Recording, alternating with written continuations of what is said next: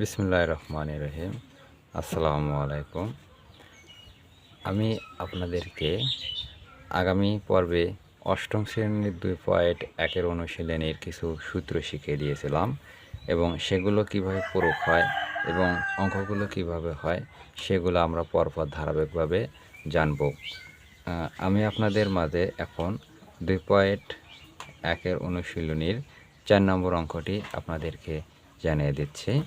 তো অঙ্কটি আমি একবার পাঠ করে দিচ্ছি যে বার্ষিক শতকরা মুনাফার হার 10.50 টাকা হলে 2000 টাকার 5 বছরের মুনাফা কত হবে।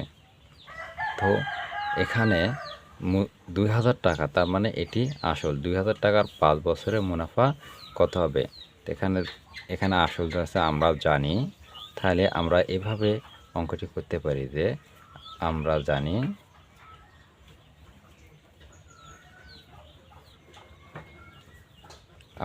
আমরা কি জানি, আমরা একটা সূত্র জানি, হচ্ছে আই সমান পি আর এন। এখানে আপনাদেরকে বুঝতে হবে আই সমান কি, আই সমান মুনাফা। তার মানে এখানে মুনাফা কত টাকা হবে, তার মানে মুনাফা যেহেতু বের করতে চাইছে, বের করতে বলছে শর্তে, তাই আমাদেরকে মুনাফা সূত্রটি লিখতে হবে। এখানে আই সমান মুনাফা। তাহলে মুনাফা সূত্রটির কি লাগবে, পি লাগবে।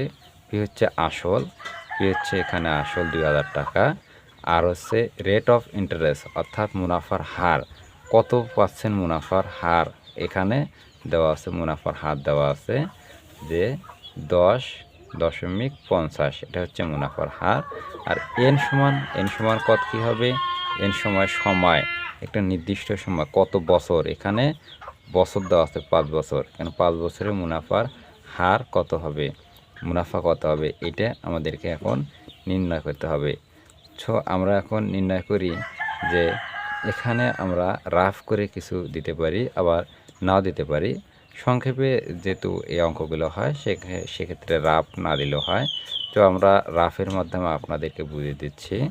রাফ এখানে পি সমান কত হবে, পি সমান হবে 2000 টাকা,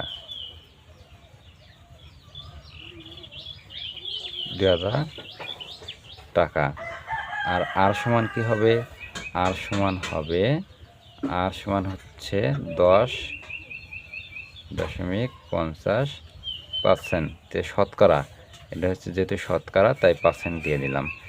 আর হচ্ছে এন সমান কি হবে, এন সমান 5 বছর, এন সমান 5 বছর, এন সমান 5 বছর। তাহলে আমাদেরকে কি বের করতে হবে, মুনাফা কত হবে। তাহলে আয় সমান, আমাদেরকে মুনাফা বের করতে হবে। তো তাহলে আমি কি বলছিলাম যে আয় সমান বের করতে হবে। তো আমরা যে সূত্র অনুযায়ী মানগুলো বসিয়ে দেই, তাহলে পি সমান কত, 2000, এখানে গুণন আর সমান কত, আর সমান হচ্ছে 10.50। তাহলে এটা আমরা এখানে ভাগ দিয়ে লিখতে পারি। তাহলে 10.50 পার্সেন্টের জন্য নিচে 100 দিতে পারি। এন সমান কত, এন সমান হচ্ছে 5 গুণন 5। আমরা এখানে আরেকটি লাইন করব, অথবা একবার এখানে আমরা তুলে দেব যে হচ্ছে 2000 গুণন 10.50। তাহলে এখানে আমরা দশমিকটা তুলে দেই। তাহলে আগের 100 আছে, 100 গুণন দশমিকের জন্য একটা 1, দশমিকের পরে 2টা ঘর আছে, 2টা শূন্য, গুণন 5। তো আমরা এখন এই অঙ্কটি কাটাকাটি করি। 100 দ্বারা 2000 কাটলে হয় 20, আবার 5 দ্বারা 20 গুণন করলে হয় 100, 100 দ্বারা 100 কাটলে হয় 100 কাটলে হয় 0।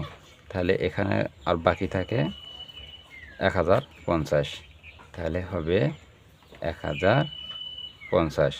আপনারা পারলে ক্যালকুলেশন করবেন, ক্যালকুলেশন করে বুঝবেন। তাহলে এখানে মুনাফা হচ্ছে আপনাদের, এখানে মুনাফা হচ্ছে 1050 টাকা। তাহলে এটাই হচ্ছে উত্তর, আপনাদের জানিয়ে দিচ্ছি, এটাই 1050 টাকা উত্তর।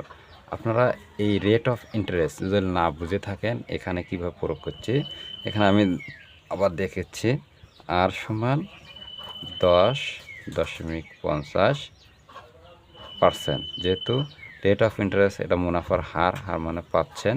তাহলে এটা আমি যেভাবে লিখছি এখানে সেটা আমি আপনাদেরকে মাঝে দেখিয়ে দিচ্ছি যে 10.50 এই পার্সেন্টটাকে তুলে দেওয়ার জন্য নিচে 100 দিয়েছি। আবার 10, এবার দশমিকটা তুলে দেওয়ার জন্য 10.50 আমরা যেভাবে সেভাবে লিখি, দশমিক তুলে দেবো শুধু।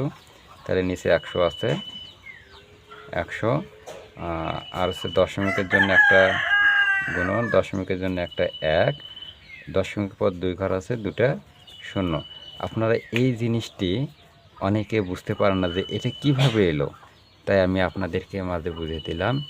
ইনশাআল্লাহ ভালো লাগলে চ্যানেলটি সাবস্ক্রাইব করে রাখবেন।